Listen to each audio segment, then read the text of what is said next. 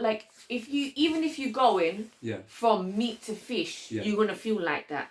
But the smaller you make the journey, the less those symptoms are, and that helps you to go on to that.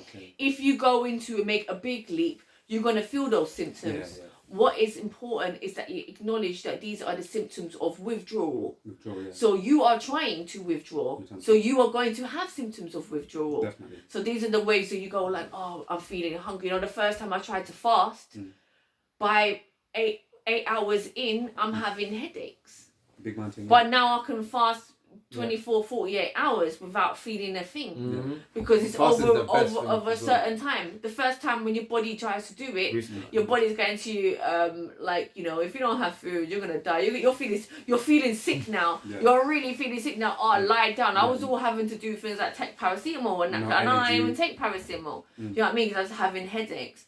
But because I worked in the mental health system, and I've seen people with substance use issues go through withdrawal. I can actually, confirm. you know, see with my own. I can not just relate, but I can see evidence, of withdrawal symptoms. And in such, we don't have to treat it as. So when people say, "Oh, like I'm getting sick, I'm losing weight and whatever," no, is your parasites are just. Your parasites are basically like trying to shut down your body and shut down your whole mood and everything, so you go back to the thing that they don't like. want to die. Yeah, They're right. like, keep me but here. after a while, it's like a battle between you and them, and they go, okay, cool. You understand? That's and the then, predator.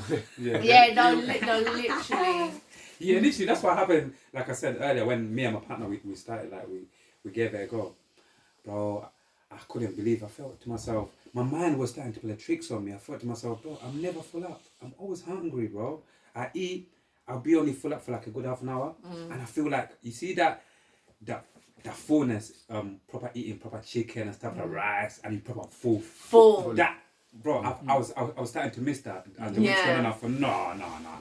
I'm walking past chicken and chips. The mind plays your mind is telling you. You're walking past your takeaway shops.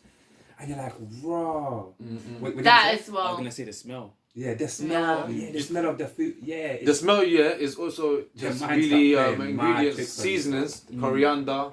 The seasonings. The seasonings, you can make the chicken seasoning. You can get pop noodles with chicken flavour, because the seasonings actually we're after. The way that if you get the chicken, you cook it without seasonings. That's another thing I wanted to ask you as well, vegan people, Is there certain seasonings that you don't, you basically you can't use once you're a vegan, or you can still use all of the seasonings to be fair with you? All plants. As long as not animal. If it's got animal inside of it or animal byproducts. Paprika is the one that you would like, because paprika is like chicken. Yeah, I love paprika. I'm not gonna lie. I love paprika, man. It's got different flavors, isn't it? It comes in different flavors. Yeah, you got so many different paprikas. Like different makes. You got cajun as well. Pepper. Mad, bro. Even moving on in terms of like animals and how we feel for animals, rather than feeling disconnected from animals and stuff like that. What do you guys think about life after death? What are your thoughts on death? Do you guys feel like, because everybody's got their own thoughts of what So if I was to death. die now, I would just add to your collective consciousness of everyone. So elaborate a little bit more. What do you more mean? like So no one really dies. There's only birth and rebirth. Okay, there's no death. There's only birth and rebirth. There it is. Okay? That's the first how we. Okay. There's no death. So the body just goes back to the earth. Yeah. And now we put him in coffins, isn't it? So we're not trying to give back the bodies back to the earth, but we should do. And obviously some people get cremated as well, and some people get burned in it. Exactly. So once we go back to the mother, which we already did our mother, but we just give our bodies back, the bodies back basically. So we acknowledge life and ourselves as everyone. You're me, he's me, I'm you. Even the sofa this is is me as We well. all This matter. chair is Every me. Just like because would you guys say this? Because I learned this off nature, but as well, and I believe that as well the way you explained it. We're just like reflections of each other. Absolutely. So that's why when we even greet each other, I say projection peace of each other. reflection, peace and love reflections, like peace and love, or even when we say something like I love. When you say something like I love myself, so when rather than me saying I love you, I literally say I love myself, because self is you're me, I love you. So exactly. You get me? So rather than me saying I love you, say I love myself. So in that case, we can't die then. Yeah. Because if I leave this plane, if I leave this physical plane, this realm where we're experiencing now, you're me as well. So I didn't die because I'm still here. You're me. You're me. You're me. Yeah. Like, you know, we're still here. Yeah. When we do though, like, you know, as the story goes, as I said before, you know, when you're learning things and you pass it on to your children. Yeah. As the story is very, very long. Yeah. And, you know, we come in like little parts to add pieces to the story. There's no singular path, no. We're infinite characters in one story, you know? So at some point, your character comes into the story and leaves the story. But the story keeps going. The story continues. Yeah. That's why even when we see these celebrities, these people that have died, but their stories and their work, absolutely, that's a great example. Lives on till this day. Bob Marley, all of these people, where it's like physically, like we said, physically they're not here with us anymore. Without them, spiritually and the work they've done and all of these things, you best believe they're still here. They're still here. They live. Even this word, they live through all of us. They still live through all of us. So it's an energy thing. So that literally... And we've created these archetypes as role models for us to aspire to inspire ourselves and to become our own archetype so that we may inspire other people. Yeah. You know, to continue the future. Absolutely, man. And also, what do you guys think about addiction? Have any of you guys ever been addicted to anything? And how did you overcome that addiction? But first of all, what do you think about addiction? Well, we both were actually nearly addicted to the same substances. Okay. I would say that because, like, I don't know, like, you know, I don't think about. I feel like there was a slight. You actually had it more maybe than me. No, there's a slight. Remember, like I said, this reality. That's okay. Remember, like I said, this reality. Just share whatever you're comfortable with, whatsoever. Anything, everybody should keep the privacy to themselves. So remember, just. But there's a slight variation in like what we call like addiction. Okay. Yeah, because and I would say that, like, you know, addiction when it becomes. I'm gonna ask you that question as well. But what do you think of the word addiction and what's addiction to you now? Like addiction. If you don't mind it, addiction is like one of those things that it's about, because in some ways we're addicted to food. Yeah. Like we're addicted to routine. You know, addicted to music. We're addicted to certain types of music and media and vibrations. But those things are not considered addictions because we can still function. We still function whilst we're doing them. Because once you peel the layers, we know there's a lot of different things that people are addicted to, like you said, food and all of that. Oh, we think what about if we need them? The things we need. The thing is that addiction in itself is like a doing action. Okay. I can become addicted to playing piano. Right. And I can go and play it every single day and become great, and it become a skill to help me. But if I become addicted to a substance, say, and this substance starts to have a detrimental on my life, and I see that detrimental element on my life and still can't let it go, this is where we have a substance use issue. Exactly. So the addiction itself is not actually a problem. It's the issue that stops you being able to function and progress and do things in life that actually becomes the issue. With regards to that, I'd say that for both of us, we've supported each other through ganj. I am addicted to the ganj. We talk about that. We supported each other.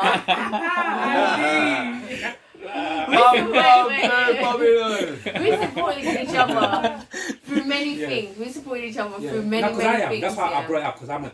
Yeah. Like, trust me. We supported each other through many things. But when we have come to a place where we can actually heal ourselves by letting that go, then we've been able to successfully do that. And we met ourselves in a party environment, and throughout the process let go of several substances, even vices, even things like music, and even certain behaviours and stuff like that. And we've been able to do that. Now, would we call that an addiction issue? I would say that definitely we were having a problem with that, not recognise it. Or was it an issue no, it wasn't an issue, or maybe it was, but we wasn't recognizing it. It's all down to the perception, whether we recognize it or not. We only recognize it now after the fact. I'm addicted to work. Like I'm addicted to work. So I'm addicted to helping people, and I'm addicted to getting. I've got like this purpose in mind. So I'm getting up in the morning, and the first thing on my mind is my purpose. And I'm looking at my phone to see what new emails have come in, what new messages have come in, what's new for the day, what do we got to do. I've got my list in my mind from the night before telling me like, right, tomorrow we got to do that. And as soon as I wake up in the morning, I go, well, I'm addicted to start on that. And I am addicted to that. And then now I've had to build into my life. I have to say, okay, cool. Don't touch the phone. Go and do some meditation. Go and have a cold shower. Go and eat some fruit. Do those things. So I literally have to work on it. I would say that and my positive addiction is more of an addiction to any other negative addiction. Perfect segue, What I was going to say before, Andy, you talk about your thing as well, So would you say, you see this word addiction, because over the years, people have gave it a bad name. Soon as the first thing that comes to most people's minds when you say addiction, it's a bad thing, right? Yeah. So would you guys say, there is like things you can be addicted to in a good way, and there's things you can be addicted to that could basically like fuck up your life or in a bad way. Do you get it? Because you say you addict. Because the way when I hear you proper talk, it sounds like you can be addicted, but you can be addicted to certain things that are good for you, like you said, like a piano or something that you can play, that you can be But addiction, okay, good and bad again is a perception. But addiction is negative. Because addiction says that we're doing something again, repetitive, and the nature of experience is to go with life and the flow, like as it comes. And when you're stuck in a repetitive pattern, then you actually can be not aware of the things around you that's going on with you. You might be unaware that it's actually drawing you into a negative pattern, even though it's something good. Maybe I get up every day and I play the piano, and I play the piano really great, and that's amazing. So you don't really notice it. But I lose time with my family. I lose time, like, to do other things. I may be sitting for too long, and my back is breaking down, you understand? So I didn't even realise it, but that thing there was a negative thing. Now, for it not to be an addiction, for it to be a passion, and not an addiction, I have to be wanting to get up and to go and do it, but it don't rule me. Doesn't rule your life. I can go to it when I choose, and I can just flex on it, and I can leave it, and I don't, and it's not eating me. It's not going, you ain't play piano, you ain't play piano. It's a bit like magician, and then you got jester, which is the too less, and then you got manipulator, too much. Okay. You have to be the center. You got lover, and you got. So it's like addiction and passion, isn't it? Like, Cool. Like, in terms of that, quickly, who do you think David Blaine is in terms of that, the magic world? You just said names. Just a character. Actor, yeah. You're going to say something about... I could do David Blaine right now, look. Stop flying. The camera tricks and stuff. Yeah, them kind of tricks. Were you going to say even a little bit more? I was going to say that when it comes to the green, whatever you can say, herbs. So that, like, with the THC and stuff, is actually not good, not bad for you. It's actually good for you. So, I mean, Serena, she stopped for a whole year once. 2 years. 2 years, actually. How was that? I'm not gonna lie. As a weed smoker, how was that? Beautiful. After it was beautiful for her. Beautiful. I loved it, but I was so sanctimonious. I was just like, the me I am now is a bit better. Though I am gonna stop smoking again soon. I do want to continue. I do want to continue, but continue into ritual. So I'm learning now through Spirit's guiding me that mother's plants, of the earth, are here for us to use and to be entwined with, for us to heal with, and to not to look down on, or not to be afraid of, not to be afraid of, not to use them. But again, use them with a passion and purpose and meaning, as opposed to repetitive nature of thing. That's the difference, you know what I mean? So now I'll be using, after the 14th, Valentine's Day. That's my gift of love to myself, is to release that again and to go on this journey where it's only going to come to me in ceremony. And so I'll always support people who smoke it, as well and support their decision to smoke it, because I know smoke that it actually, it actually all the, you know, okay, I tell you what, this glamour spell, it breaks it. Yeah, it breaks it. That's why they don't like it. That's why it's criminalized, because when you smoke it, you go, I don't really care about that. And by the time you lean back and whatever, start looking at things, you know, that's why the people then must then smoke it, and it's the reason, because it heightens your senses. It humbles you. It drops the veil on the illusions around you. I'm telling you, look, I've had some of the best conversation when being high. Exactly. Yeah. Some of the best conversation you can ever have is when you're high. Yeah. I'm not sure about when people are drunk. But when you're high, you think you're having the best conversation when you're drunk, and then you go back. No, when you're drunk, you're low, away from source. When you're high, you're close to source. You're high. Yeah. I was gonna say about the green. I was gonna say, so when she stopped 2 years ago, pain came to her body. Where was it pain? It happens. I fell asleep. So basically, I fell asleep on the sofa, and I fell asleep like this on the sofa. Yeah. And when I woke up, my arm was like stiff, like that. It was like stiff in the one position. And it was like that for over 24 hours. Yeah. And then at that point, I was starting to get, because basically it was so stiff that every time, if I let it drop even a little bit, it would hurt, and then it would make it stiff again. Oh, right. How long was the pain? So it was like over 24 hours, it was still stiff. Oh. And then I thought, okay, let me start taking paracetamols. But then after I took about 6 paracetamols, I was like, this is ridiculous. I don't even believe in paracetamols. So I was just like, because I wanted to come back, come back to me. Man, you're missing out. You hear him, he just and she was like, I need it, Andy, I need it. I was like, wait, she's back. No, trust me, everyone was happy that I was back, but I came back with a vengeance. No, because you know that speaking. Oh no, she came back with purity because we're smoking. Yeah, because now I don't smoke cigarettes. So it wasn't really. So the time away, it wasn't for no reason. It was to completely clear it. Because before, if I tried to upgrade, how about the type of weed? The type I would like to go to be more natural now. More natural, of course. But now I don't mind. Yeah. You know whatever. You can't tell which one's sprayed. It's a journey. It's a journey again. Processed food again. Again, it's the same thing with the processed food, the processed so the sprayed one is the same thing. It's just going down the line. That's exactly what as I get down to the line. It's more addictive. Would you guys Would you guys also say, like, in terms of that process there, that the reason why some people, like in ends where we come from and stuff like that, they get more addicted in a certain way because of the weed is not proper weed, like it's being processed and being sprayed. All of these things. They're chasing that high of the synthetic version. There's the element of the that. Organic version, literally. There's the element of that, but it's also the element of how it's being used as well. You know, and what it does, is that cannabis really it enhances any emotion, any feeling you're feeling. Yeah.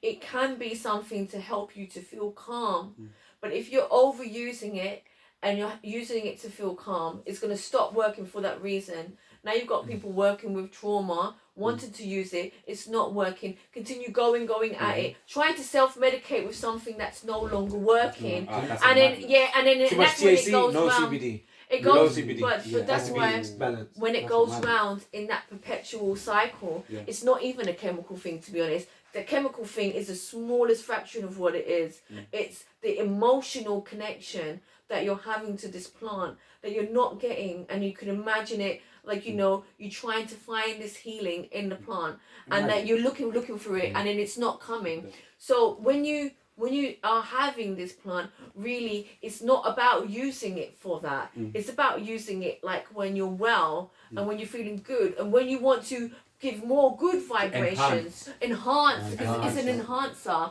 you know. And it, as I said, it does. So it might make you feel sleepy, for example. It might make you feel sleepy. Or sativa.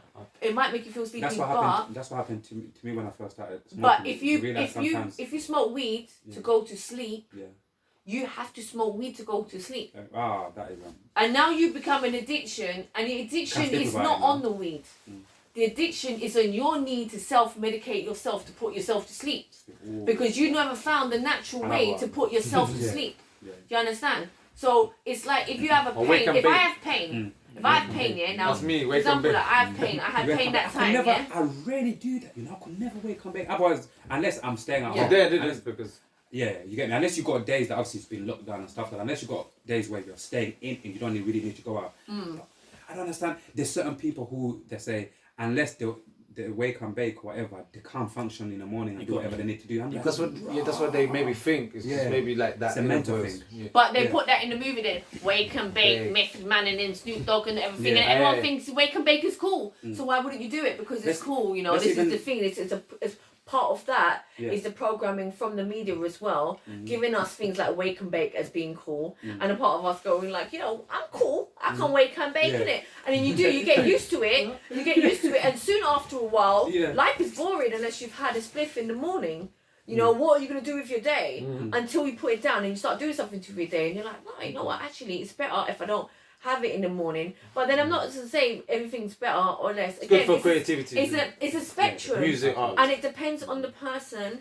And for some people, it's just, it's counterproductive for them. Yeah. And for others, it's really good for them. And it's free. And it's just like with any herb, you don't go to your doctor and they say, give me all the medicine in your cabinet. I'm sick. You say I'm sick. Hey, give me some pills. I'll have some pills. I'm ill. I need pills. So you say I've got this specific illness. They'll be like, you're going crazy. You need to go to a mental home or something.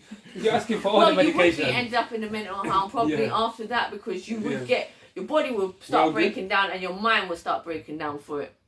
Yeah, your mind will start breaking down for it. And so it's about if you are self-medicating, becoming aware of what those medications are. And I would always encourage people, no matter what type of medications you're getting, whether you're getting them from your pharmacist, or whether you're self-medicating yourself with natural herbs, or if you're even working with some kind of holistic therapist, that you go away as to research to what those things are, how they work, and you take observations from your own life and your own personal experience as well, and you actually observe them and work with them, as opposed to keep repetitively doing things over and over again and not getting a good result and thinking you take can the P off pharmacy. Would you get pharmacy? Word. Even speaking about people, like obviously there's a lot of people going on. There's a lot of people stuck at home right now. You can imagine. You know what?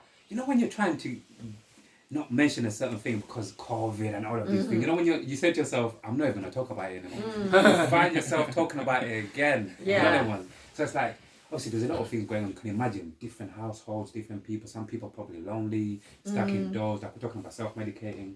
Like, they need to find themselves now. Like the question here is like there's a lot of lonely people who either like they feel lonely either with their partners or whatever, or by themselves. There's a lot of lonely people stuck at home. Like, what advice would you both have for like anyone who's lonely at home watching this? Especially if you're like, you get me, my brother. If you maybe get creative. Yeah, because times are hard right now. Start to learn something new. It could be a new instrument. If you're musicians into music, it could be. Or if you're into food, start looking into foods in your temple and loving yourself more. It could be to do with wisdom. Aware about the ancestors. It could be about where you live, where we come from. Learn about with the maps that were hidden. For example, geocentrism. And now we've got Helios, 500 years. Yeah, one of my cousins said something like that. They started teaching us this. It could also be new, like, looking to your future. Where do you want to be and what kind of jobs you want to be taking. Time for planning. Yeah. So it's more about, looking into yourself more. Dive within yourself. Like, dive within yourself as much as you can. Because the thing about getting better is that, like, most of us don't want to go away and do what we need to get better.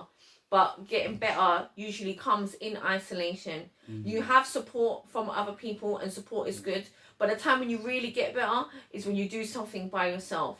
So what I would say to people is that this is your time. This is your time to really work on yourself, and rather than taking that perception that something bad is happening to you, and that you're feeling isolated. You're not isolated. You've put yourself into isolation for this time so that you can so that you can get to know yourself. And just literally that, you might not have wanted to do this process had it have not happened like this. And life is pushing you into this direction where you're pushing you into a position where you have to do it. So just don't go against it. Just go with it and just make the best of every single moment. And all over the world, there are people who have absolutely nothing. There are people who don't have no homes. There are people whose whole villages are flooded constantly, and and they're having to rebuild their homes over and over again each year. Well, we don't have that. We have nice, cozy, warm homes for the most part, and those that don't have an opportunity now that they want everybody off of the streets to use that for their advantage, to try and find somewhere. So this is definitely a time to help others with charity, but also time to look into yourself and not have any fear of that. If we see this time as an oppressed time, we miss the point in it. The point of this time is about upgrade. This is actually the great pause. In history, this will be known. This in history in the future, we're now history. Yeah, they're gonna look not back his story. at us. Sorry, this is not his story. Yeah, they're gonna art story. Yeah, they're gonna look back at us and or even her story. They're gonna look back at us and they're gonna be like, wow, like this was the time when everything just stopped. And what happened in that time? We're gonna see a birthing of many creatives in the next few years. Perfect segue. Even before we just move on quickly, I even want to say something. You see, like a lot of people before this pandemic, a lot of people kept on saying, "I never get time to chill. I'm always doing this. I'm always doing this. I never get time to myself because I'm busy. I'm doing this. I'm doing that." Now, I've got now the morning. I've got too much time on my hand. I want to get back to school. The manifestation came, and now it wasn't literally like what is going on. And even that from artists, so many people, even footballers, so many people I never get to spend time with my family. All of these things. Everyone's getting tested now. You get me? Now Mother Nature, it's not even the government has told us, literally, it's because of a virus or Mother Nature, whatever. Everybody around the world is in the same place. But like we just said, but now even certain people are saying, I don't even know what to do at home. I'm bored. But some people are stuck with the wrong person as well at home. That's a realization. You know what? That's a realization. If you're in your house, and you're in your house and you sit down in your house all day, and you kind of think of nothing to do, you need to fix up. You're in fucking trouble. Yeah, you need to fix up. And you know what? And you know what? It's not just started. You've been in trouble. You've been in this cycle for a long time. Realizing this is not a bad thing. You've had about 7,000 years since the Dark Age. But let's just say, you realizing this is not a bad thing. Realizing that I need to fix up is not a bad thing. That is a great thing. That is a doorway to the life you truly deserve. And you can have that life now. You can actually see that as a moment, a pivotal turn. You don't want to feel like that. You got so much unlimited potential inside to do whatever it is and create whatever it is to choose. No matter how mundane and repetitive you think your life is, trust me, you were born here within this earth to create and to continue to create. So now just take that as a message, listening to this, and go deep into your heart and say, do you know what? What would I do on a day not to be bored? What would I do? Check out Blind Awakening. Go and learn that. Yeah, you can check out us as well. But honestly, go and learn that. Go and learn a skill. It takes, I started learning guitar, probably at the middle of last year. And now I'm writing songs on my guitar. He's learning to play piano. Just daily practice. Well done.